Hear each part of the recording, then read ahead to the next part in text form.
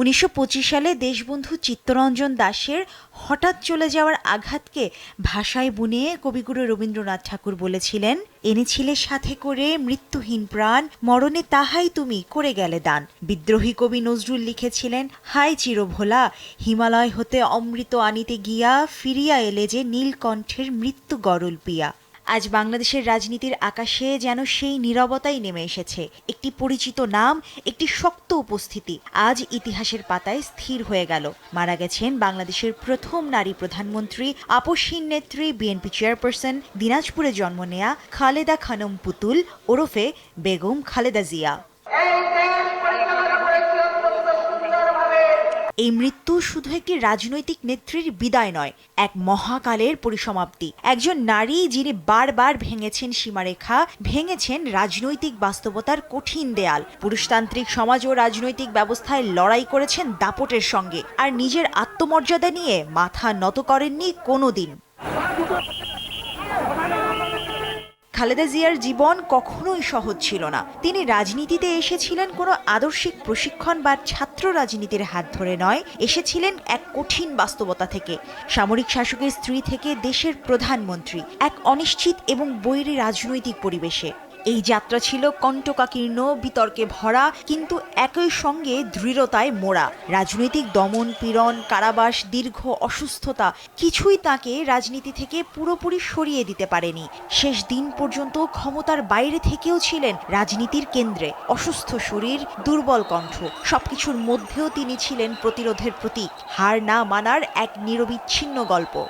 এই সুবিধার আওতায় আনার সুপারিশ করেছে। বাংলাদেশের ইতিহাসে তিনি ছিলেন প্রথম নারী প্রধানমন্ত্রী, এবং শুধু একজন নারী প্রধানমন্ত্রী নন, বরং একাধিকবার ক্ষমতায় অধিষ্ঠিত এমন একজন নেতা যিনি রাষ্ট্র ক্ষমতার কেন্দ্রে দীর্ঘ সময় ধরে অবস্থান করেছেন। তার শাসনামল যেমন উন্নয়ন এবং কূটনৈতিক অর্জনের কথা বলে, তেমনি বিতর্ক ও সমালোচনার কথাও অস্বীকার করে না। কিন্তু ইতিহাস এ কথা মানে, খালেদা জিয়া ছিলেন এমন একজন রাজনীতিক যাকে বাদ দিয়ে বাংলাদেশের রাজনৈতিক বয়ান অসম্পূর্ণ।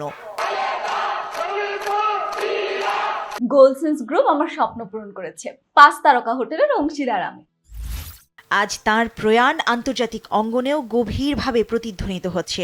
রয়টার্স তাকে উল্লেখ করেছে বাংলাদেশের first female prime minister and a dominant political force for decades হিসেবে। বিবিসি তার মৃত্যুকে দেখছে বাংলাদেশের রাজনীতিতে একটি যুগের অবসান হিসেবে। আল জাজিরা লিখেছে, তিনি ছিলেন দক্ষিণ এশিয়ার সেই বিরল নারী নেতাদের একজন যিনি পুরুষ প্রধান রাজনীতিতে নিজের অবস্থান ধরে রেখেছিলেন দৃঢ়ভাবে।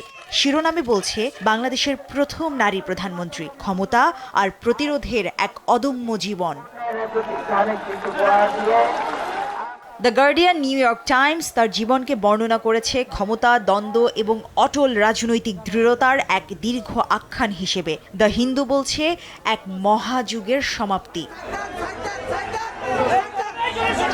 আন্তর্জাতিক মিডিয়ার চোখে খালেদা জিয়া শুধু বাংলাদেশের একজন সাবেক প্রধানমন্ত্রী নন, তিনি ছিলেন দক্ষিণ এশিয়ার ক্ষমতার রাজনীতিতে একটি পরিচিত নাম। ভারতের সঙ্গে সম্পর্ক, পশ্চিমা বিশ্বের সঙ্গে কূটনৈতিক যোগাযোগ, মুসলিম বিশ্বের রাজনীতিতে তার অবস্থান, সব মিলিয়ে তিনি ছিলেন একটি আন্তর্জাতিকভাবে স্বীকৃত রাজনৈতিক চরিত্র।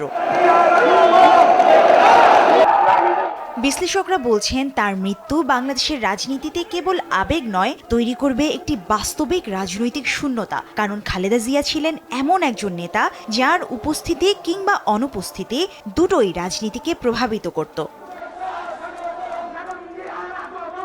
রাজনৈতিক ক্যারিয়ারে বেগম জিয়ার ব্যর্থতা এবং দেশ নিয়ে ভুল সিদ্ধান্ত আছে তা অস্বীকার করার কোনো উপায় নেই। ইতিহাস তাঁকে বিচার করবে নানান দৃষ্টিকোণ থেকে, তাও স্বাভাবিক। কিন্তু তার সফলতা, কারো কাছে মাথা না ঝুঁকানোর মনোবল, মার্জিত পোশাক, একই সঙ্গে ফ্যাশন সচেতনতা, হার না মানা এক দৃঢ় চিত্ত, এই গুণগুলো ইতিহাসের পাতায় সবার আগে লিপিবদ্ধ হবে। এক জীবনে রাজনৈতিক প্রতিহিংসার শিকার হয়ে অনেক অসম্মান, লাঞ্ছনা, গঞ্জনা সয়েছেন, কিন্তু আজ তার প্রয়াণে কাঁদছে গোটা দেশ।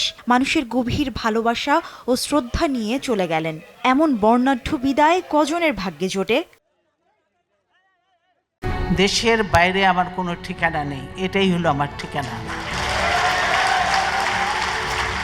এই দেশ, এই দেশের মাটি, মানুষই আমার সবকিছু। কাজে আমি দেশের বাইরে যাব না। মুশরিফা নুজাত, দেশ টিভি। দেশের এত সমস্যা, এই কোনো সমস্যা নিয়ে আলোচনা হয় না।